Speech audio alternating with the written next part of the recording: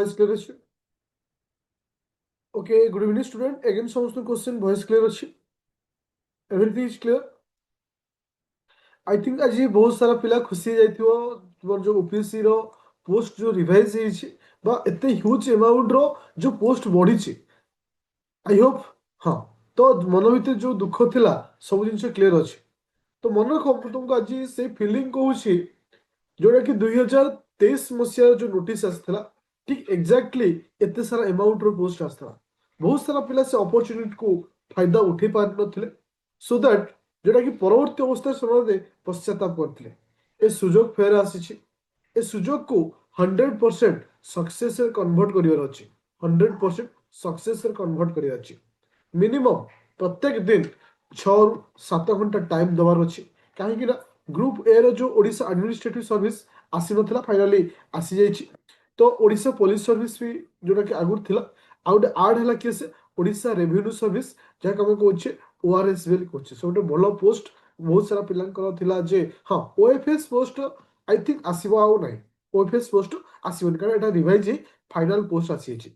Total post ହଉଛି କେତେ ତୁମମାନଙ୍କର 465 ଯୋଉ ମଧ୍ୟରୁ ଓମେନ୍ ମାନଙ୍କ ପାଇଁ 154 କାହା ପାଇଁ ଅଛି ନା ଓମେନ୍ କାଟାଗୋରୀ ପାଇଁ ଅଛି। One of the golden opportunity ଯେ ଆଜିର ଯୋଉ କ୍ଲାସ୍ ଅଛି ବାସ୍ ମୁଁ ତୁମ ସହିତ ବେଶୀ ନାହିଁ 10 ରୁ 15 ମିନିଟ୍ ଡିସ୍କସନ୍ କରିବି ଆଉ ଏଇ ଯୋଉ ଡିସ୍କସନ୍ଟା ଆମ ଭିତରର ଗୋଟେ ଫାଇନାଲ ଡିସ୍କସନ୍ ହବ ଯେ ଏଇ ହିସାବରେ ଆମେ ଯିବା ଏଇ ହିସାବରେ ଆମେ ପହଞ୍ଚିବା ଆମ ଗୋଲ୍ କ'ଣ ରହିବ ଆମ ଭିଜନ୍ କ'ଣ ରହିବ ଏଭ୍ରିଥିଙ୍ଗ ସେ ବିଷୟରେ ଡିସ୍କସନ୍ ହବା। ଯେହେତୁ ତୁମମାନଙ୍କର ପ୍ରିଲିମ୍ ଏକ୍ଜାମ୍ ହେଉଛି ଜୁନ୍ ମାସ 7 ତାରିଖ that is the first point. Second point is main exam କେବେ ହବ October last November main exam ho. That means in a complete exam ro pattern will be complete in single year. ଗୋଟେ single ଇୟରରେ ସମସ୍ତ ଜିନିଷ complete ହେବ। ପୁରା proper planning ସହିତ ମୁଁ ଏ କ୍ଲାସର discussion କରିବି ଲାଷ୍ଟ ପର୍ଯ୍ୟନ୍ତ ରହିବ ବେଶୀ ନାହିଁ ବହୁତ କମ୍ ସମୟ ଆମେ ଡିସ୍କସନ୍ କରିବା ଆଉ ଏ ପ୍ଲାନିଂ ଲାଷ୍ଟ ପର୍ଯ୍ୟନ୍ତ ଆମର ଚାଲିବ ଅପ୍ ଟୁ ଏକ୍ଜାମ ପର୍ଯ୍ୟନ୍ତ। ପୁରା ରେଡି ଅଛ ଫୁଲ୍ ଜୋସ୍ ଫୁଲ୍ କନଫିଡେନ୍ସ ସହିତ ନୋ ଇସ୍ୟୁ ନୋ ଝିଲମିଲି ଓକେ।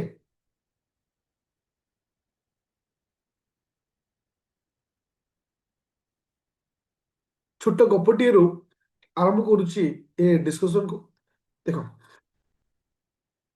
ଆମେ ସବୁବେଳେ ଭାଗ୍ୟକୁ ଦୋଷ ଦେଇଥାଉ ଯେ ଆମକୁ ଭାଗ୍ୟ ସବୁ ସାଥ ଦଉନି ଆମ ଲାଇଫରେ କିଛି ଖରାପ ଚାଲୁଛି ସବୁ କିଛି ଦେଇଥାଉ କିନ୍ତୁ ଏ ବର୍ଷ 2026 ସମସ୍ତ ପାଇଁ ଭାଗ୍ୟରେ ଗୋଟେ ଅପରଚ୍ୟୁନିଟି ଆସିଛି। ଏ ଅପରଚ୍ୟୁନିଟିକୁ ସେ ଫାଇଦା ଉଠେଇବ ଯିଏ ସମୟ ଅନୁଯାୟୀ ଚାଲିବ ଆଉ ସମୟ ଅନୁଯାୟୀ ନିଜକୁ ତୟାରୀ କରିବ। ତ ଏଟା ହଉଛି ଗୋଟେ ଗୋଲ୍ଡେନ୍ ଅପରଚ୍ୟୁନିଟି ପିରିୟଡ଼ ବୋଲି କହିପାରିବା। ଓକେ ଦେଖ ଯୋଉମାନେ ଆମର ଏଇ ଯୋଉ ନୂଆ ବ୍ୟାଚରେ ଜଏନ୍ କରିଛୁ ବା 3999 ବ୍ୟାଚ୍ ଯୋଉଟା କି ଆଦିତ୍ୟ ଏକାଡେମୀ ଆପ୍ଲିକେସନରେ ଅଛି ଯୋଉମାନେ ଜଏନ୍ କରିଛୁ ସେ ବ୍ୟାଚକୁ ନେଇକିରି ମୁଁ ଏଟା ଡିସ୍କସନ୍ କରିବି କେମିତି ପଢା ହବ କେମିତି ଆମେ ଯିବା। ପ୍ରଥମ କଥା ହଉଛି ଆଜି ହଉଛି ଜାନୁଆରୀ 3 ତାରିଖ ଆମର ପ୍ଲାନିଂ ପୁରା କାଲିଠୁ ଷ୍ଟାର୍ଟ ହବ କାଲି 4 ତାରିଖ ସେଇ ହିସାବରେ ଚାଲି ହବ। ପ୍ଲାନିଂ କ'ଣ ରହିବ ଜାନୁଆରୀ ମାସ ଫେବୃଆରୀ ମାସ ମାର୍ଚ୍ଚ ମାସ ଇଏ ହଉଛି ଗୋଟେ ପାର୍ଟ ଏପ୍ରିଲ ମାସ ମେ ମାସ ଇଏ ହଉଛି ଗୋଟେ ପାର୍ଟ। କାହିଁକି ନା ତୁମର ଆଫ୍ଟର ପ୍ରିଲିମ୍ ପରେ ଯଦି ଜୁନ୍ ମାସରେ ପ୍ରିଲିମ୍ ହଉଛି ଜୁନ୍ ଅଧା July August September October that means ହାତରେ ମାତ୍ର ମଝିରେ ଗ୍ୟାପ୍ ରହିବ 4 ରୁ 5 ମାସ ଓକେ ମ୍ୟାକ୍ସିମମ୍ 3 ରୁ 4 ମାସର ଗ୍ୟାପ୍ ରହିବ ଯେ ଏଇ 3 ରୁ 4 ମାସ ଭିତରେ ମେନ୍ କମ୍ପ୍ଲିଟ୍ କରିବା ତୁମର ଅପସନାଲ ପେପର କମ୍ପ୍ଲିଟ୍ କରିବା ସମ୍ଭବ ନୁହେଁ। ତାହେଲେ ଆମେ କ'ଣ କରିବା ମିନିମମ୍ ଜଣେ ଯଦି ହାଉସ ୱାଇଫ୍ ଅଛି ଜଣେ ଯଦି ଜବ୍ ସେକ୍ଟରରେ ଅଛି ଜଣେ ଯଦି ସେଲ୍ଫ ଷ୍ଟଡି କରୁଛି ମିନିମମ୍ ତାକୁ 4 ରୁ 5 ଘଣ୍ଟା ଦେବାର ଅଛି। ତାହେଲେ କେମିତି ଦେବା ପ୍ରଥମ ପ୍ଲାନିଂ ଜାନୁଆରୀ ଫେବୃଆରୀ ମାର୍ଚ୍ଚକୁ 3 ଘଣ୍ଟା ତମେ କାହାକୁ ଦବ ନା ପ୍ରିକୁ ଆଉ 2 ଘଣ୍ଟା କାହାକୁ ଦବ ମେନ୍କୁ ଦିନକୁ 5 ଘଣ୍ଟା ତମକୁ ଦେବାକୁ ପଡିବ 3 ଘଣ୍ଟା ପ୍ରିକୁ 2 ଘଣ୍ଟା ମେନ୍କୁ। ପ୍ରିକୁ କେମିତି ଦବା ଦେଖ ପ୍ରିରେ କ'ଣ ଆସୁଛି ଗୋଟେ ଆସୁଛି କରେଣ୍ଟ ଆଫେୟାର ଆସୁଛି ଗୋଟେ ତମର ଆସୁଛି କିଏ ନା ଷ୍ଟାଟିକ୍ ଟପିକ୍ ଯେମିତି history geography polity economics environment ଏସବୁ ଜିନିଷ ଆସୁଛି ଏ ଷ୍ଟାଟିକ୍ ଟପିକ୍ ଆଉ କ'ଣ ରହିଲା ମ୍ୟାଥ ରିଜନିଂ ଇଂଲିଶର ପ୍ୟାସେଜ ଇଏ ହେଉଛି ପ୍ରିଲିମର ଟପିକ୍। ତ ଆମକୁ ପ୍ରିଲିମ୍ କୁ ଭେରି ଡିପଲି ଯିବାକୁ ପଡିବ ୱିଥ୍ ଏନସିଆରଟି ସହିତ ଏନସିଆରଟି ସହିତ ସୋ ଦ୍ୟାଟ୍ କ'ଣ ହବ ନା ଆମେ ସେଇ ଲେବୁଲରେ ପହଞ୍ଚିବା ଯୋଉଟାକି ପ୍ରିଲିମ୍ରେ ରିକ୍ୱାରମେଣ୍ଟ ହୁଏ। ଆଉ ମନେ ରଖ ଏ ବର୍ଷର ପ୍ରିଲିମ୍ ବହୁତ ଟପ୍ ଲେବୁଲ ହବ। ଏ ବର୍ଷର ପ୍ରିଲିମ୍ ବହୁତ ଟପ୍ ଲେବୁଲ ହବ। ତ ଟପ୍ ଲେବୁଲ ଏକ୍ସାମକୁ କ୍ଲିୟର କରିବା ପାଇଁ ହେଲେ ଟପ୍ ଲେବୁଲର ଦିମାଗ ସହିତ ଟପ୍ ଲେବୁଲର ପ୍ରିପାରେସନର ଆବଶ୍ୟକତା ଅଛି। ତା ଅର୍ଥ ଆମେ ଯୋଉ ପ୍ରିଲିମର ପ୍ରିପାରେସନ କରିବା କୋଉ ଭଳି ହିସାବରେ କରିବା ଦେଖ ଜାନୁଆରୀ ଫେବୃଆରୀ ମାର୍ଚ୍ଚ ପ୍ରଥମେ ଆମେ ହିଷ୍ଟ୍ରିରୁ ଷ୍ଟାର୍ଟ କରିବା। ହିଷ୍ଟ୍ରି ଗୋଟେ ଟପିକକୁ ଆମେ କମ୍ପ୍ଲିଟଲି ସାରିବା କେତେ ଦିନ ଭିତରେ ମ୍ୟାକ୍ସିମମ୍ 10 ରୁ 12 ଦିନ ଭିତରେ ମୁଁ ହିଷ୍ଟ୍ରି ସାରିବି। ହିଷ୍ଟ୍ରି ବା ମ୍ୟାକ୍ସିମମ୍ ଟୁ ମ୍ୟାକ୍ସିମମ୍ 15 ଦିନର ଟାଇମ ନେବି। ହିଷ୍ଟ୍ରି ପରେ ପରେ ମୁଁ କାହାକୁ ସାରିବି ଜୋଗ୍ରାଫି। ତ ଗୋଟିଏ ଗୋଟେ ଟପିକକୁ ସାରିବା ହିଷ୍ଟ୍ରି ହିଷ୍ଟ୍ରି ପରେ ଜୋଗ୍ରାଫି ଜୋଗ୍ରାଫି ପରେ ଆମେ କାହାକୁ ଯିବା ନା ଇକୋନୋମିକ୍ସ ଇକୋନୋମି ପରେ କାହାକୁ ଯିବା ଏନଭାରନମେଣ୍ଟ ସो ଲାଷ୍ଟ ରଖିଛି ପଲିଟି। ତ ଏଟା 3 ମାସ ଭିତରେ ସମ୍ପୂର୍ଣ୍ଣ ଥିଓରିକୁ ଏଟା ମୁଁ କମ୍ପ୍ଲିଟ କରିବି ଏ ବ୍ୟାଚରେ। ତା ସହିତ କରେଣ୍ଟ ଆଫେୟାର ରେଗୁଲାର ବେସିସରେ ଚାଲିବ। ସିସାଟ ପେପର ଯେମିତି ମ୍ୟାଥ ରିଜନିଂ ଇଏ ମଧ୍ୟ ରେଗୁଲାର ବେସିସ୍ ଚାଲିଲା। ତା ଅର୍ଥ ଆମର ପ୍ରତ୍ୟେକ ଦିନ ଏହା ରହିବ ଯେ ସିସାଟ ପେପର କରେଣ୍ଟ ଆଫେୟାର ହିଷ୍ଟ୍ରି ବର୍ତ୍ତମାନ ଚାଲିବ। ହିଷ୍ଟ୍ରି ସରିବ ଜୋଗ୍ରାଫି ଷ୍ଟାର୍ଟ ହେବ। ଜୋଗ୍ରାଫି ସରିଲା ଇକୋନୋମି ଷ୍ଟାର୍ଟ ହେଲା। ଇକୋନୋମି ସରିଲା ଏନଭାରନମେଣ୍ଟ ଷ୍ଟାର୍ଟ ହେଲା। ତାପରେ ପଲିଟି ଷ୍ଟାର୍ଟ ହେଲା। ଏଇ ହିସାବରେ ଆମେ 3 ମାସର ପ୍ଲାନିଂ ରଖିବା। ତା ସହିତ ଆମେ ଏଥିରେ ଆଉ ଗୋଟେ ଜିନିଷ ଆଡ୍ କରିବା ଓଡ଼ିଶାର ହିଷ୍ଟ୍ରି ଓଡ଼ିଶାର ଜୋଗ୍ରାଫି ଓଡ଼ିଶାର ଇକୋନୋମିକ୍ସ ଏଇଭଳି ଆକାରରେ ଯିବା। ତାହେଲେ କ୍ଲାସର ଟାଇମିଂ କ'ଣ ରହିବ କରେଣ୍ଟ ଆଫେୟାର ହଉ ବା ଓଡ଼ିଶା ହିଷ୍ଟ୍ରି ଜୋଗ୍ରାଫି ପଲିଟି ହଉ କରେଣ୍ଟ ଆଫେୟାରଟା ସବୁବେଳେ ସକାଳ 5ଟା AM ରେ ରହିବ। ଆଉ ତୁମ ଯୋଉ ରହିଲା କିସ ମ୍ୟାଥ ଆଉ ରିଜନିଂ ଏଟା ସକାଳ 8ଟା AM ରେ ରହିବ। ତୁମମାନଙ୍କର ଯୋଉ ଓଡ଼ିଶା ରିଲେଟେଡ୍ ଯୋଉ ଟପିକ୍ ଅଛି ହିଷ୍ଟ୍ରି ଜୋଗ୍ରାଫି ଇକୋନୋମି ଏଟା ଇଭିନିଂ 5ଟାରେ ରହିବ ସିଜିଏଲ ପିଲାଙ୍କ ସହିତ। କାହିଁକି ନା ସିଜିଏଲରେ ଏଇ ଜିନିଷ ରହିଛି ଓଡ଼ିଶା ହିଷ୍ଟ୍ରି ଜୋଗ୍ରାଫି ଇକୋନୋମି। ତ ଏଟା ତମେ ସେଇଠି ପାଇବ particular history geography economy environment ଆଉ ତୁମର ଯୋଉ ପଲିଟି ରହିଲା ଆର ଯୋଉ ଫାଉଣ୍ଡେସନ କ୍ଲାସ ବା ତା ଯୋଉ ଫଣ୍ଡାମେଣ୍ଟାଲ କ୍ଲାସ ଏଟା ଷ୍ଟାର୍ଟ ହବ କେବେଠୁ ବା କେବେ କୋଉ ସମୟରେ ନା 7ଟା 30ରେ ଏଟା ରେଗୁଲାର ବେସିସରେ ଚାଲିବ। ସାଇଡରେ ଆମେ କଣ ପଢିବା ପ୍ରତ୍ୟେକ ଦିନ 8ଟା 30ରେ ବେଶୀରେ ଘଣ୍ଟାଏରୁ 45 ମିନିଟ୍ ଆମେ କାହାକୁ ପଢିବା ନା ତୁମର ଅପସନ ଇଏ ପେପର କୋଉଟା କହିଲ ମେନ୍ ପେଜ ମେନ୍ରେ ଆମେ ବର୍ତ୍ତମାନ GS1 କୁ ଫୋକସ କରିବା। GS1 ର ସିଲାବସ୍ ସାରିବା GS1 ର ଇମ୍ପୋର୍ଟାଣ୍ଟ ଟପିକ୍ ସବୁ ସାରିବା ଯୋଉ ଟପିକଟା ଆମର 100% ଏକ୍ସାମରେ ଆସିବାର ଚାନ୍ସ ଅଛି। ଯଦି ମୁଁ ମାର୍ଚ୍ଚ ମାସ ଭିତରେ GS1 2 3 4 ର ସମସ୍ତ ଇମ୍ପୋର୍ଟାଣ୍ଟ ଟପିକ୍ ସହିତ 200 ସିଲେକ୍ଟେଡ୍ କ୍ୱେଶ୍ଚିନ୍ ଯଦି ମୁଁ କରିଦେଲି ଆଫ୍ଟର ପ୍ରି ପରେ ମୋତେ ଆଉ ଟେନସନ୍ ନଥିବ।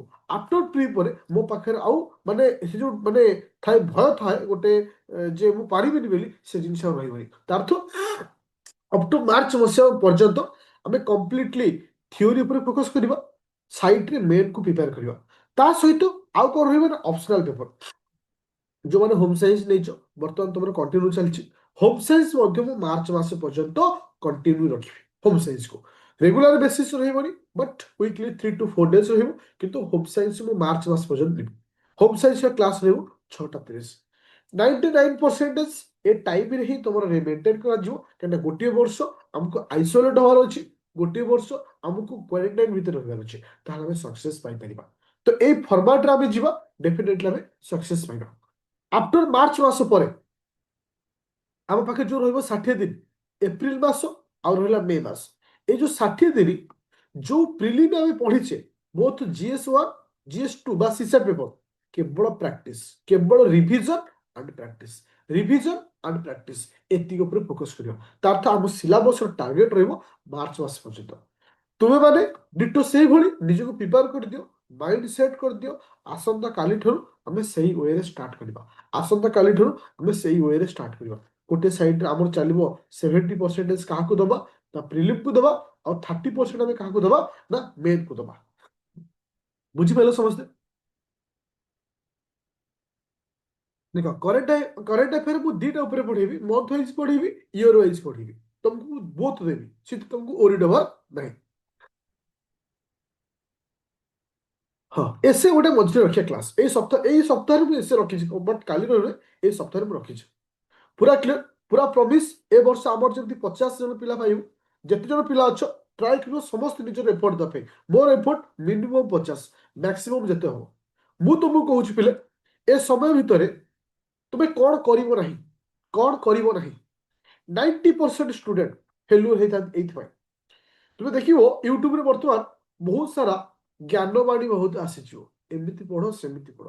ଏ ଜ୍ଞାନବାଣୀ କେବଳ ଜ୍ଞାନବାଣୀରେ ହିଁ ରହିଯାଏ, କେହି ତମ ହାତ ଧରିକି ନେବେ ନାହିଁ। ଏତିକି ମନେ ରଖିବ। ମୁଁ ଭିଡ଼ିଓ ବନେଇଲି, ମୁଁ ଓଏସ୍ ପାଇଯାଇଛି, ମୁଁ କହିବି ଅମକ ବହି ପଢ଼ି ଦେଇଥିଲି ମୋର ହେଇଯାଇଛି।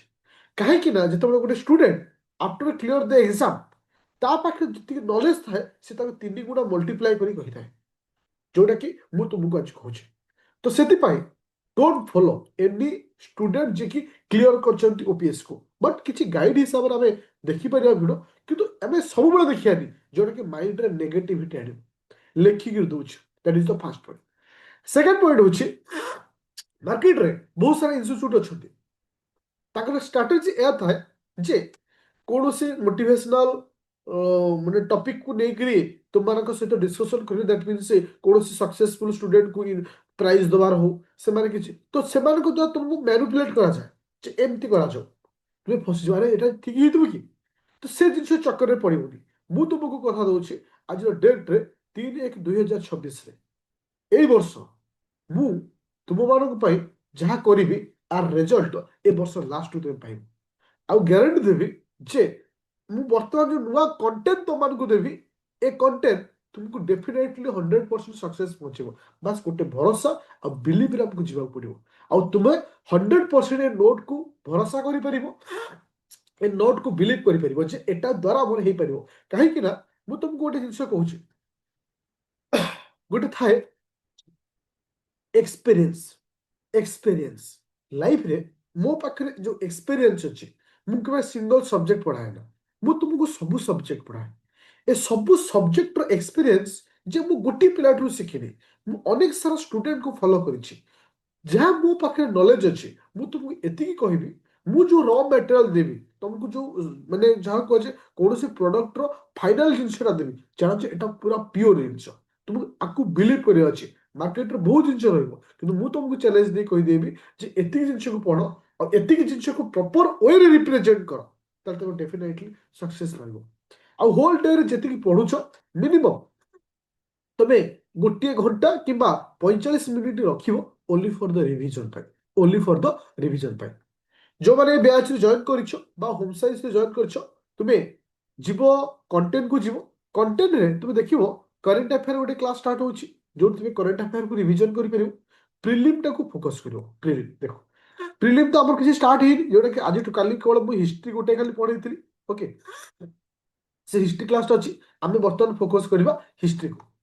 ତାପରେ ମେନ୍କୁ ଯିବା। ଦେଖ ମେନ୍ର ଫାଇଲକୁ ତୁମେ ଯିବ, ଆଚ୍ଛା ଦେଖ ମେନ୍କୁ ଫାଇଲକୁ ଯିବ, GS1 କୁ ଯିବ। GS1ରେ ଆମେ 6ଟା କ୍ଲାସ୍ ହେଇଯିବ, 6ଟା ଏତିକକୁ ଭଲସେ ପଢ଼ିବ। ଆ ଦେହରେ ମୁଁ ଆଡିସନାଲ ଆଡ୍ କରିବି। ଆମର ଗୋଟିଏ ଫୋକସ୍ ରହିବ ଅପ୍ ଟୁ ଜାନୁଆରୀ 15 ପର୍ଯ୍ୟନ୍ତ ହିଷ୍ଟ୍ରି GS1 ମେନ୍ର, ଧ୍ୟାନ ଦେଇ ଶୁଣ, ହିଷ୍ଟ୍ରି GS1 ମେନ୍ର, ତା ସହିତ କରେଣ୍ଟ ଆଫେୟାର, ସିସା ପେପର, ପୁରା ଭେରି ମାନେ ପ୍ରିସାଇଜଲି ବା ଭେରି ଟୁ ଦ ପଏଣ୍ଟରେ ଆମେ ଯିବା, ଆଉ ଡେଫିନେଟଲି ୱିନର ହେବା। ଆଉ ମୁଁ ଏତିକି ଖାଲି କହିବି, ବାସ୍ ତୁମେ ମୋତେ ବହୁତ ସମୟ ଦେଇଛ, କେବଳ ଏ ଶେଷ 365 ଦିନ ମୋତେ ଦିଅ, ଏ ଗୋଟିଏ ବର୍ଷ ମୋତେ ଦିଅ, ମୁଁ ତୁମକୁ ସେ ଜାଗାରେ ପହଞ୍ଚେଇବି ଯୋଉ ଜାଗାରେ ପହଞ୍ଚିବା ପାଇଁ ତୁମେ ଦିନେ ସ୍ୱପ୍ନ ଦେଖିଥିଲ। ପୁରା କନଫିଡେନ୍ସ ଅଛି, ପୁରା ପ୍ରମିସ୍ ଅଛି, କାଲିଠୁ ଷ୍ଟାର୍ଟ କରିଦେବା। କାହିଁକିନା ଆମ ପାଖରେ ଅପରଚ୍ୟୁନିଟି ଆସିଯାଇଛି, ଯେ ଆମ ପାଖରେ ଗୋଲ୍ଡେନ୍ ଚାନ୍ସ ଆସିଛି, ଯୋଉ ଚାନ୍ସ 2022 ଆସିଥିଲା, ଯୋଉଟାକି 23ରେ ଏକ୍ସାମ ଆସିଥିଲା। ସମସ୍ତେ ଆଜି ପ୍ରମିସ୍ କର ଯେ ଆମେ ପ୍ରମିସ୍ କଲୁ, ଆଜି ଆମେ ହିଁ ପ୍ରମିସ୍ କଲୁ, କାଲିର ସକାଳ ଆମର ଗୋଟିଏ ଗୋଲ ରହିବ, ଯୋଉଟାକି ସିଭିଲ ସର୍ଭିସ କ୍ଲିୟର କରିବା। ଆଉ ମୁଁ ବି ତୁମକୁ ପ୍ରୁଭ୍ କରିଦେବି ଯେ କେମିତି ସହଜ ଉପାୟରେ ଗୋଟେ ଜିନିଷକୁ କ୍ଲିୟର କରାଯାଏ। ପୁରା କ୍ଲିୟର, ପୁରା କନଫିଡେନ୍ସ ସହିତ ଅଛ? ଓକେ, ତ ହଁ, ଏଇଠି ଗୋଟେ ଜିନିଷ ମୁଁ କହିବାକୁ ଚାହୁଁଛି, ଯୋଉମାନେ ହୋମ୍ ସାଇନ୍ସରେ ଜଏନ୍ କରନା, ଏବେ ବି ହୋମ୍ ସାଇନ୍ସକୁ ନବ କି ନାହିଁ ଭାବୁଛ, କାହିଁକି ସମସ୍ତେ ଜଏନ୍ କରିଯାଅ। କାହିଁକିନା ଅପସନାଲର ଭୂମିକା ବର୍ତ୍ତମାନ ଇମ୍ପୋର୍ଟାଣ୍ଟ ଆସିଯାଉଛି। ତୁମେ ଆଦିତ୍ୟ ଏକାଡେମୀ ଆପ୍ଲିକେସନ ଜଏନ୍ କରିଛ ବା କୌଣସି ବି ଅଦର ଅପସନାଲକୁ ଚୁଜ୍ କରିଛ, ତୁମକୁ ମାର୍ଚ୍ଚ ମାସ ଭିତରେ ଅପସନାଲ ସାରିବାର ଅଛି, ଭେରି ପଏଣ୍ଟ ଆଉ ଆନ୍ସର ରାଇଟିଂ ହିସାବରେ। ଓକେ, ହଁ, ଏନ୍ଓସି ଯୋଉମାନେ ଗଭର୍ଣ୍ଣମେଣ୍ଟ ଜବ୍ କରୁଛ, ଫାଇନାଲି ଏବେଠୁ ଏନ୍ଓସି ପାଇଁ ଆପ୍ଲାଏ କରିଦିଅ ତମ ଡିପାର୍ଟମେଣ୍ଟରେ। ତମ ଡିପାର୍ଟମେଣ୍ଟରେ ଏନ୍ଓସି ପାଇଁ ଆପ୍ଲାଏ କରିଦିଅ। ୱିଦାଉଟ୍ ଏନ୍ଓସିରେ କେବେ ବି ଫର୍ମ ଆପ୍ଲାଏ କରିବନି, କାରଣ ତୁମେ ଲାଷ୍ଟ ମୋମେଣ୍ଟରେ ଫସିଯିବ। ଏବେ ପୁରା ଖୁସ୍, କାରଣ ପୋଷ୍ଟ କମି ଯାଇଥିଲା ବୋଲି ବହୁତ ସାରା ପିଲାଙ୍କର ମନ ଦୁଃଖ ଥିଲା। ବହୁତ ସାରା ପିଲା ଡିପ୍ରେସନକୁ ପଳେଇଥିଲେ ଯେ ଏତେ ପୋଷ୍ଟ କମିଗଲା, କଣ କରିବା।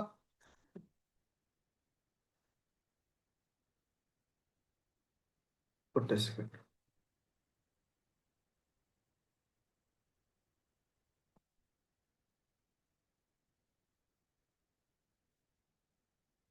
ଆଚ୍ଛା, ଆପ୍ଲାଏ ଆପ୍ଲାଏ 20 ତାରିଖଠୁ ଷ୍ଟାର୍ଟ। ପୁରା ଖୁସ୍ ହେଲ। ଆର ପିଡିଏଫ୍ ଟା ମଧ୍ୟ ଓପିଏସସି ସାଇଟ୍ରେ ମଧ୍ୟ ଆସିଗଲାଣି। ଟୋଟାଲ ପୋଷ୍ଟ ଅଛି 465। ଓକେ, ତ ଥ୍ୟାଙ୍କ ୟୁ ଷ୍ଟୁଡେଣ୍ଟ। ଆଉ ଆମେ ଲେଟ୍ କରିବାନି, ଆସନ୍ତା କାଲିର ସକାଳୁ ସୂର୍ଯ୍ୟ ଉଦୟ ଆମ ପାଇଁ ଗୋଟେ ନୂଆ ରାସ୍ତା ହବ, ନୂଆ ଗୋଟେ ଲକ୍ଷ୍ୟ ହବ। Okay, thank you.